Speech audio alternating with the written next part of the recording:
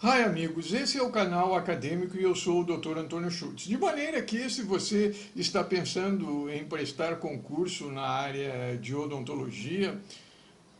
esse vídeo é para você. Nele nós vamos abordar uma das lesões que conjuntamente com o cisto radicular, os ameloblastomas, constitui as três mais frequentes lesões abordadas em concurso público, quais sejam carcinoma de células escamosas da boca. Nós lembramos que o câncer da boca, ou câncer oral, câncer bucal, ele apresenta uma estimativa para o ano de 2021 de cerca de 15.190 casos, sendo que desses 15.190 casos, 11.180 ocorrerão em homens e aproximadamente 4.010 em mulheres. E nesse contexto de novos casos, ocorrerão cerca de 6.605 mortes, sendo que 5.120 em homens e 1.485 em mulheres. Isso perfaz cerca de 7.000 casos, que dá um pouco menos de 50%. A proporção homem-mulher relativamente ao câncer oral é de aproximadamente 3 para 1 e acomete preferencialmente pacientes após os 50 anos. Entretanto, as estatísticas apontam um aumento da incidência, da prevalência, da frequência do câncer oral em jovens. Esse vídeo tem por base, a exemplo do vídeo que nós elaboramos referentemente às lesões pré-cancerosas, o trabalho do professor Brad Neville. O professor Brad Neville é um ex-aluno do professor Schaefer, a exemplo do meu orientador, do meu ex-orientador na Faculdade de Odontologia da Universidade Federal do Rio de Janeiro, Dr. José Carlos Borges Telles. De maneira que o professor Brad Neville é o autor de um livro que é utilizado pelas bancas examinadoras para elaborar as questões referentes a concurso público em odontologia na disciplina de patologia bucal, sendo que essa última edição desse livro do professor Brad Neville, grande parte dos capítulos foram traduzidos por ex-colegas meus da especialização. Na época eles cursavam a especialização e eu mestrado. Esse trabalho, ressalto a importância desse trabalho, que apesar de ter sido publicado em 2002, ele consta hoje como sendo, se não o trabalho mais consultado pelo professor Brad Neville, é certamente um dos mais consultados. Ele apresenta cerca de, citados, melhor dizendo, ele apresenta cerca de 1.700 citações. É um trabalho que ressalto novamente, ele foi publicado no Cancer Journal Clinical em 2002, mas o conteúdo dele ele continua atualizado. E o que modificou daquela época para cá foram os dados referentes à estatística do câncer bucal, do câncer oral, do câncer de boca, que eu atualizarei à medida que for apresentando os slides para vocês. Também algumas considerações referentemente ao tratamento, à farmacologia utilizada no tratamento do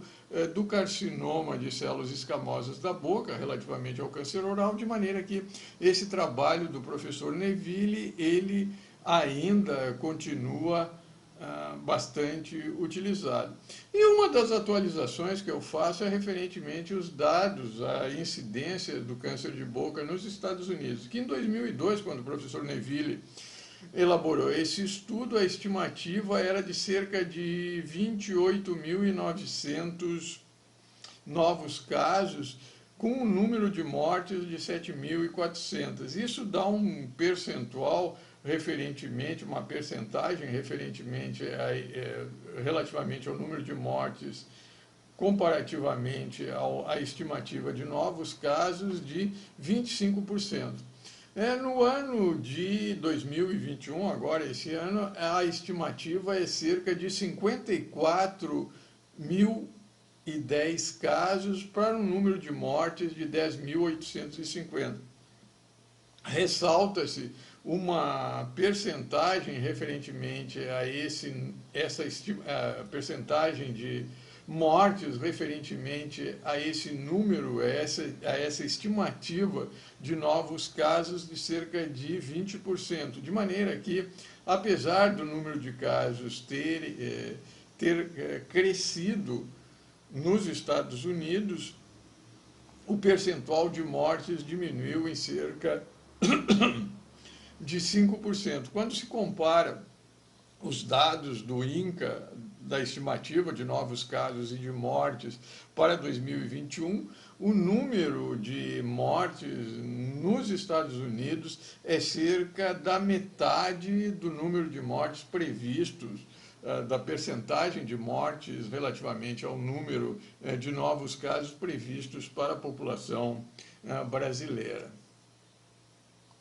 Também um dado interessante relativamente ao câncer de boca nos Estados Unidos, mas que pode ser extrapolado para países como o Brasil, é o fato de que a incidência de câncer de boca é mais acentuada tanto em homens como em mulheres descendentes de africanos, com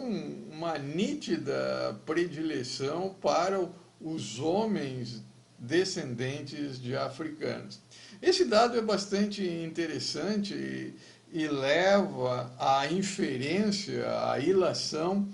de que o câncer oral, considerando que ele guarda uma relação bastante estreita com o diagnóstico precoce, que o fator econômico, o fator socioeconômico, porquanto os descendentes de africanos, tanto nos Estados Unidos como no Brasil, eles predominam na população economicamente menos privilegiada da população, consequentemente,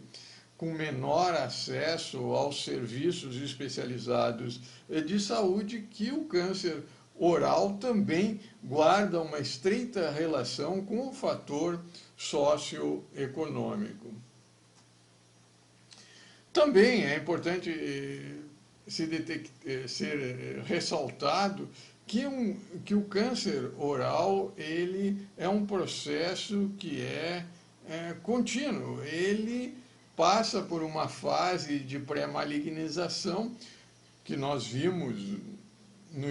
no vídeo anterior, cuja fase de pré-malignização guarda também uma estreita relação específica com duas lesões, quais sejam a leucoplasia e a eritroplasia, que são as lesões pré-malignas mais frequentes da cavidade oral, a despeito da raridade das lesões eritroplásicas ou avermelhadas. De maneira que, no contexto das leucoplasias e da sua transformação carcinomatosa, ela ocorre num percentual aproximadamente de 20%. E ela ocorre, essa transformação maligna, a partir de lesões leucoplásicas, predominantemente na língua, ou melhor dizendo, no assoalho de boca, na língua e nos lábios. Relativamente à eritroplasia, ela ocorre em um percentual mais elevado, em cerca de 26,3% da população. É mais frequente a eritroplasia em região de assoalho de boca, a região de língua não é tão frequente para a eritroplasia, como também a região do sulco entre a bochecha e a mucosa gengival, de maneira que o diagnóstico também precoce dessas lesões leucoplásicas brancas ou eritroplásicas vermelhas também é um fator importante na prevenção do câncer oral.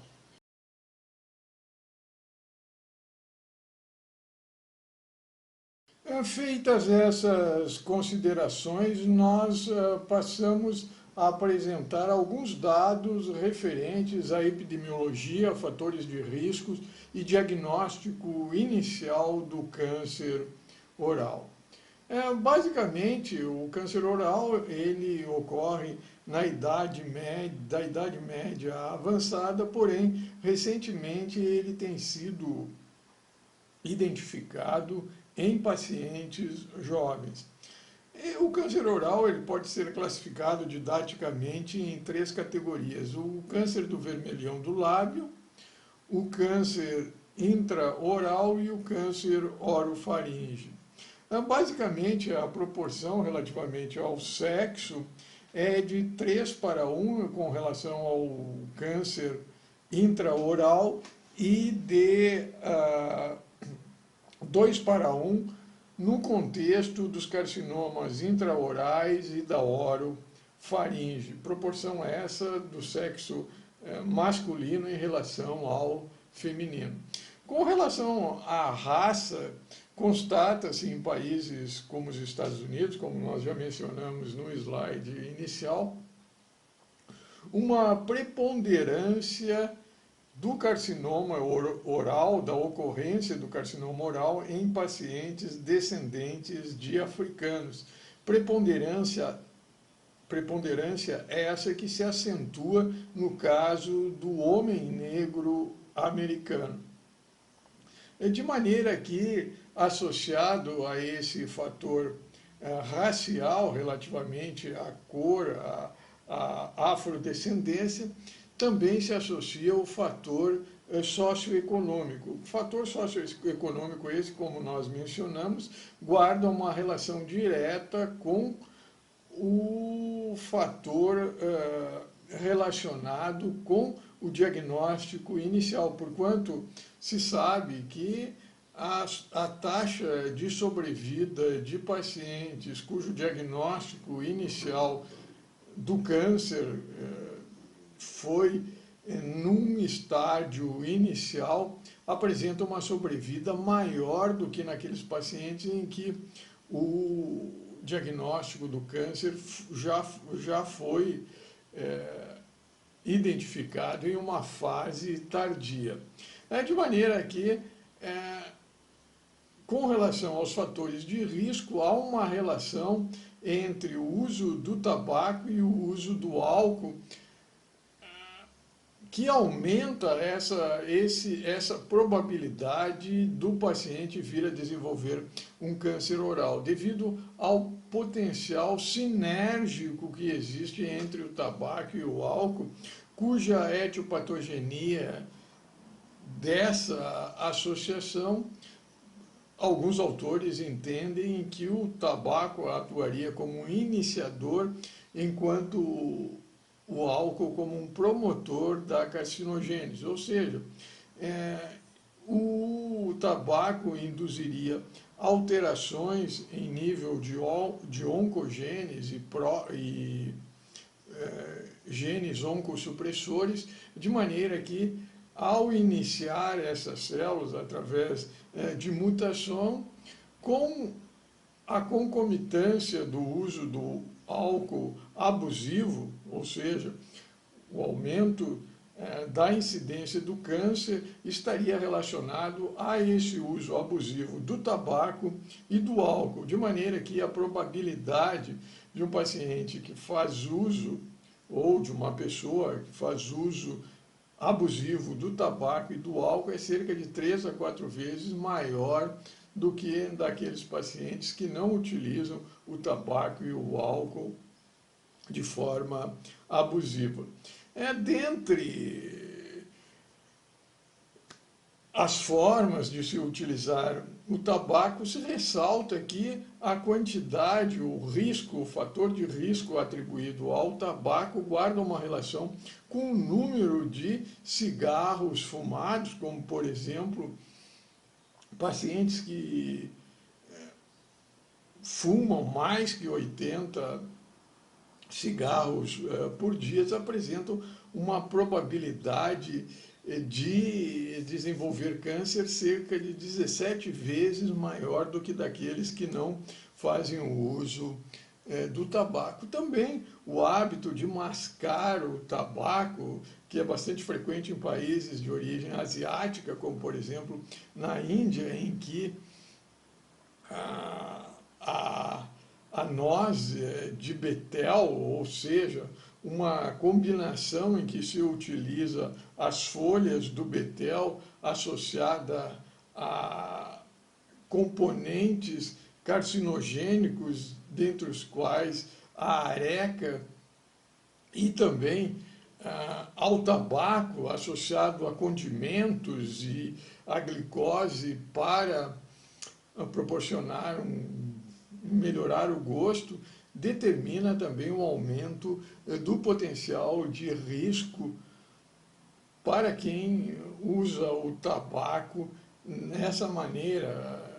mascando o tabaco. Também o uso de charutos aumenta a probabilidade de desenvolver o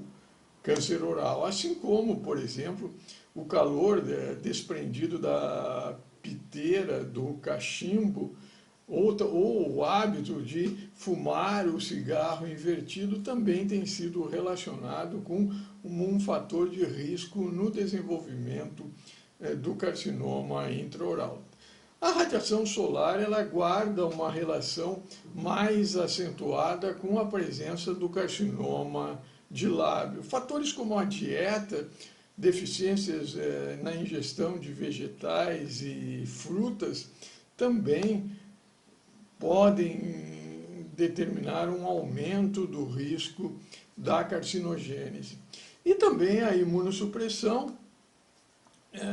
como por exemplo, em pacientes aidéticos se constata uma maior incidência de cânceres. De maneira que também condições condições pré-malignas, condições cancerizáveis, condições pré-cancerosas, tais como, por exemplo, a deficiência de ferro, que também é um fator de risco relacionado com a dieta, tem sido, ou síndrome de Plummer-Vinson, tem sido associado com o aumento da predisposição da transformação carcinomatosa. Também é importante ressaltar a importância do diagnóstico inicial. O diagnóstico inicial ele é extremamente importante no direcionamento de que ele guarda, como mencionado anteriormente, uma relação com a sobrevida do paciente. E estudos em países subdesenvolvidos, em países desenvolvidos como o Brasil, também atribui-se a essa sobrevida, a esse diagnóstico inicial, a relação que existe entre o diagnóstico inicial e a sobrevida do paciente e o fator econômico, seria o fato de que o diagnóstico inicial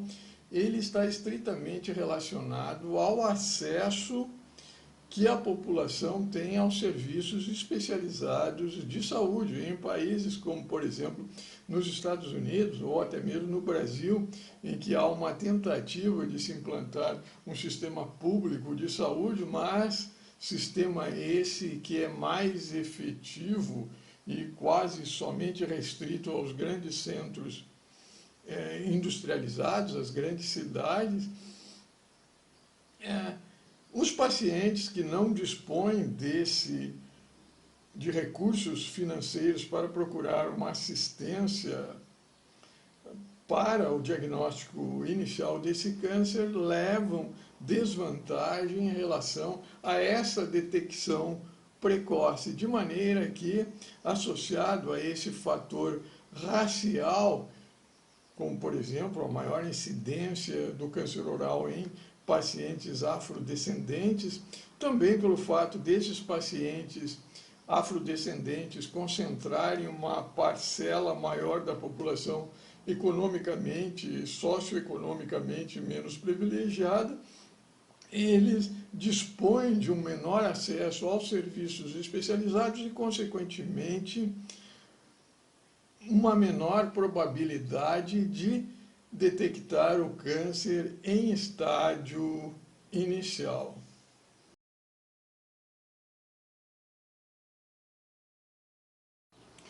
Feitas essas considerações, a seguir nós apresentamos os aspectos clínicos do carcinoma de células escamosas da boca. Basicamente, o aspecto clínico do carcinoma de células escamosas da boca é o aspecto clínico de uma lesão ulcerada. Lesão ulcerada é essa que apresenta as bordas endurecidas. Lembrando que essas fotos, essas figuras, elas foram reproduzidas do trabalho do professor Brad Neville e colaboradores de 2002, e ao professor Brad Neville e colaboradores e as suas instituições pertencem os direitos autorais dessas fotos que nós ilustramos. Lembrando que não é importante somente se analisar a lesão ulcerada principal. Às vezes a borda da lesão também propicia aspectos importantes referentemente ao comportamento biológico de uma lesão, como por exemplo nesse caso em que nós constatamos na periferia dessa lesão, que se localiza limítrofe entre o assoalho de boca e a base da língua, se identifica também a presença de ulcerações. Em outros casos, o carcinoma de células escamosas da boca pode adquirir um crescimento não tanto endofídico como o primeiro, mas exofídico, e apresentar regiões de projeções papilares, como ilustrado nessa figura, que também pertence ao professor Brad Neville e colaboradores. Também se identifica a presença das bordas endurecidas essas, em que se constata a presença também de lesões de regiões endofídicas, sugerindo a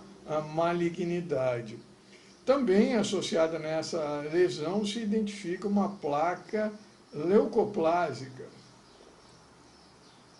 Em outros casos, a lesão é uma lesão extensa, apresentando uma área bastante acentuada de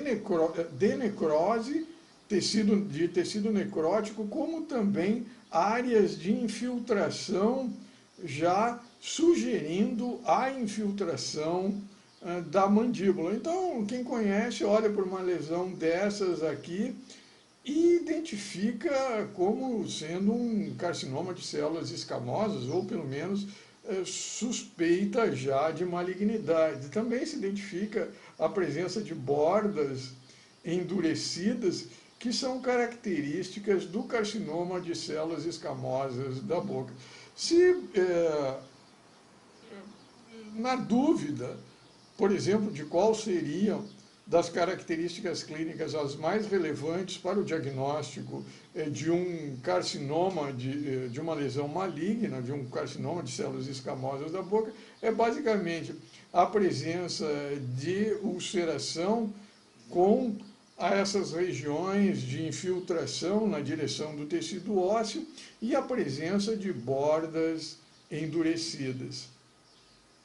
Em outros casos, o carcinoma ele é identificado numa fase de carcinoma inicial, que nesse caso não é tão inicial assim, mas nesse caso se trata de um carcinoma de células escamosas em estágio inicial, associado à decorrente da queilite granulomatosa, em que se observa áreas de ulceração, mas áreas de ulceração essa que não são tão profundas como nós visualizamos no slide, na figura anterior. Também delimitadas essas bordas de ulceração pela presença dessas bordas endurecidas que são quase que pactognomônicas de uma lesão maligna. Também é uma região crostosa que recobre essa úlcera em uma fase, em um estádio também não muito avançado. Outras vezes, essa lesão apresenta essas bordas endurecidas, contudo, adquire um crescimento exofídico limitado por essa área crostosa, que posteriormente se transforma em um tecido necrótico. Em outros casos, essa lesão se localiza na região do palato mole, em que, quando presente nessa região limítrofe entre o palato mole e a faringe, ela se denomina de carcinoma de células escamosas da orofaringe. E basicamente apresenta as mesmas características do carcinoma de células escamosas oral, ou seja, a presença de áreas de ulceração, de sulcos, de fendas, delimitados por bordas endurecidas, que são características dessa lesão maligna. Em outros casos, a lesão adquire uma variante, um aspecto clínico variante, que se denomina de carcinoma verrucoso, em que ele adquire um aspecto exofídico, ou seja, projetando-se para o exterior, com a presença de uma superfície verrucosa ou então de projeções digitiformes, adquirindo a denominação de carcinoma verrucoso. E basicamente, relativamente a diferenças que se constata na presença de carcinoma de células escamosas da boca, essa figura, essa tabela, melhor dizendo, essa tabela, ela ilustra essas diferenças, em que nos pacientes descendentes de africano, a presença de 5 anos de sobrevida é algo em torno, para o sexo feminino, por exemplo, de 50,5, enquanto para os brancos é de 60,6, ou seja, 10% maior de sobrevida. Já em relação ao paciente descendente de africano homem, a sobrevida é menor ainda. Por exemplo, é de 28,3 para o homem descendente de africano, enquanto que para o não descendente de africano, ou branco, é de 57,3. Então, de 57,3 para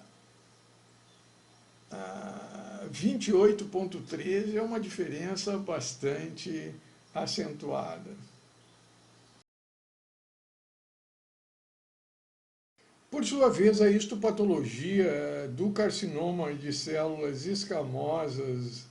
da boca, ela tem como base a diferenciação celular. O que seria, o que é a diferenciação celular? A diferenciação celular, basicamente, é um processo através do qual a célula evolui de um estado de completa indiferenciação ou maturação para um estado de completa maturação ou diferenciação. Nesse estado de completa diferenciação, cujo exemplo é a queratina que recobre a pele, a queratina presente na mucosa oral, nesse estado de completa diferenciação, a célula perderia a sua capacidade reprodutiva, ou seja, perderia aquela capacidade de proliferar indefinidamente, tal como em uma neoplasia maligna. E esse grau de diferenciação celular, a diferenciação celular é a base da classificação da OMS para os graus histológicos do carcinoma de células escamosas da boca. Entretanto, existem outros parâmetros que devem ser considerados quando se analisa o grau histológico de malignidade do carcinoma de células escamosas da boca, tal como a diferenciação celular baseado na formação não somente da queratina e do polimorfismo nuclear, mas também pelo número de mitoses típicas e atípicas, o padrão e modelo de invasão, a invasão vascular, linfática, sanguínea e a presença do infiltrado inflamatório. De maneira que, nesse diapositivo, nesse slide, é ilustrado as principais variantes, os principais tipos de carcinoma de células escamosas da boca, que é do tipo que poderia ser didaticamente dividida entre o endofítico e o exofítico, ou seja, entre aquele carcinoma de células escamosas que apresenta um crescimento para o interior dos tecidos e aquele que apresenta um crescimento para o exterior dos tecidos. E esse crescimento para o interior do tecido, em direção ao tecido ósseo, ele apresenta graus variados de malignidade que varia de uma lesão bem diferenciada, passando por uma lesão moderadamente diferenciada e até uma lesão pobremente diferenciada. Nessa lesão bem diferenciada, predominaria a presença de queratina, de pérolas de queratina bem formadas e a presença de um polimorfismo nuclear e celular, referindo-se aos vários tipos de núcleo, as várias formas do núcleo e do tamanho das células, bastante regular, bastante próxima da normalidade. Já no carcinoma moderadamente diferenciado, ocorreria o aumento do polimorfismo nuclear, que é ilustrado nessa figura, pela presença de células com aumento da relação núcleo-citoplasma, do hipercromatismo nuclear, aumento do volume nuclear, que sinalizaria esse aumento da relação núcleo-citoplasma,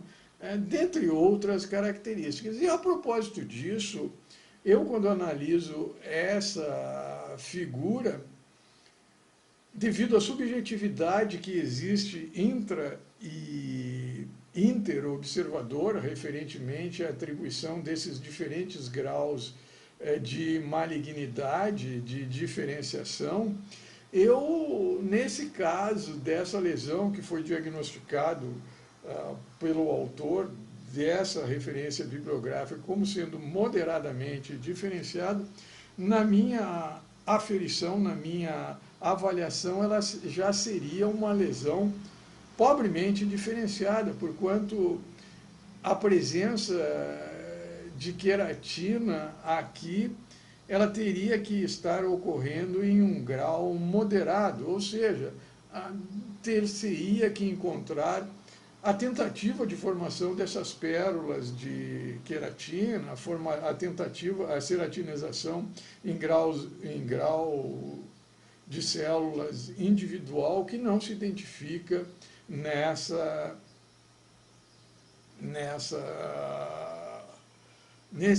fotomicrografia. De maneira que, para mim, essas duas lesões aqui seriam lesões já pobremente diferenciadas. É importante ressaltar que, referentemente ao grau de malignidade, ao grau de diferenciação, questiona-se a validade desse grau de diferenciação, grau de malignidade histológico, porquanto, dependendo da incidência, da direção do corte histológico, poder-se-ia encontrar áreas dentro de uma mesma lesão com diferentes graus de diferenciação, de maneira que essa lesão aqui, se fosse cortada numa outra direção, talvez se encontrasse áreas que apresentariam moderada ou pobre diferenciação celular, alterando o prognóstico do paciente. Entretanto, o que se atribui é o seguinte: as lesões bem diferenciadas apresentariam um melhor prognósticos e as lesões moderadamente e pobremente diferenciadas apresentariam um prognóstico pior. E também é ilustrado o carcinoma verrucoso. O carcinoma verrucoso é uma variante desse carcinoma de células escamosas bem diferenciado, que em vez de apresentar um crescimento endofítico, apresenta um crescimento exofítico, ou seja, apresenta projeções digitiformes, projeções formando uma superfície verrucosa, cuja a direção do corte histológico, que nessa foto foi numa direção longitudinal, de maneira que se constata essas projeções digitiformes de queratina e a presença dos ninhos de células epiteliais cortados nessa direção. Se essa lesão fosse, se essas projeções digitiformes fossem cortadas numa direção transversal, encontrar-se-ia somente ilhotas de células nesse corte histológico. De maneira que, relativamente à histopatologia, é necessário fazer-se uma associação do grau histológico de malignidade com determinados parâmetros clínicos, tais como a presença de metástase de nódulos loco-regionais, ou seja, na região do pescoço e na região das costas, na região de maneira a se identificar a possibilidade de lesões metastáticas. Se for identificado essas lesões metastáticas associadas a um grau de diferenciação pobre ou moderado, o prognóstico da lesão é ruim. Finalmente, nessas considerações finais, vamos abordar alguns aspectos relacionados com o diagnóstico e com o tratamento de pacientes portadores do câncer oral. Basicamente, algumas das lesões do carcinoma de células escamosas da boca, elas são, referentemente à dor, elas são indolores, de maneira que o paciente vê aquela lesão, acha que vai cicatrizar em uma semana, duas, e passa um mês, passa 2 meses até apresentar alguma sintomatologia dolorosa. Quando apresenta alguma sintomatologia dolorosa, ele não procura o especialista bucomaxilofacial, ele procura o clínico geral, seja ele médico ou dentista, de maneira que ao clínico geral cabe a responsabilidade da detecção do câncer oral em um estádio inicial. E, basicamente, qualquer lesão de suspeita de malignidade deve ser submetida a uma biópsia incisional. É um procedimento que não é complicado, qualquer cirurgião, qualquer clínico geral faz é um procedimento bastante simples. basta se utilizar esses instrumentos que se usam em dermatologia, um punch, ou então o bisturi mesmo, se realizar uma cunha, pegando uma parte do tecido normal e outra parte do tecido que apresenta a lesão e enviar para a histopatologia. Ou então se realizar uma citologia esfoliativa daquela região, também um procedimento a nível do clínico geral, seja médico, seja cirurgião dentista. Basicamente, o tratamento é o tratamento convencional do carcinoma oral da orofaringe, ou seja, cirurgia associada à radioterapia anterior ou posterior e, nos casos mais avançados, a quimioterapia. Atualmente, na tentativa de se reduzir os efeitos colaterais da quimioterapia, da radioterapia, está se utilizando